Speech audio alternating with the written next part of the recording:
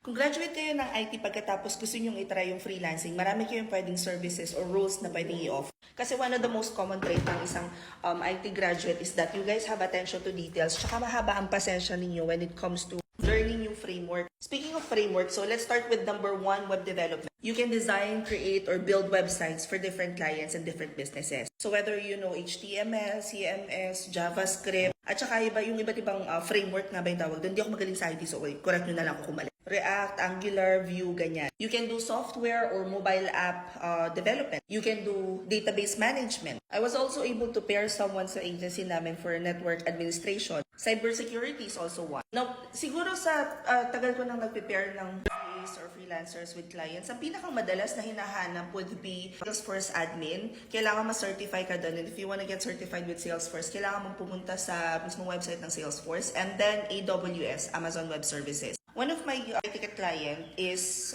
coach for AWS. And sobrang dami nagtitake ng course niya. Nagtuturo siya is sa Udemy, tapos meron din siyang sariling website. So, definitely, matututunan, basta tsatsagain lang. Speaking of platforms where you can learn yung mga ganitong roles as a freelancer would be Udemy, Coursera, Code Academy, GitHub daw, sabi ni Papski. Si Papski kasi is nag-IT siya. I've also seen a lot of coding bootcamp, so you can join that. Pero remember na every single time that you will learn a new skill set, itry mo rin i-apply kung ano yung natutunan mo. Pagkatapos, yung parang testing mo ng natutunan mo, yun na yung i-add mo sa portfolio mo. Hope this helps. Comment any questions you guys have about working from home. Follow for more work from home chismis. Bye!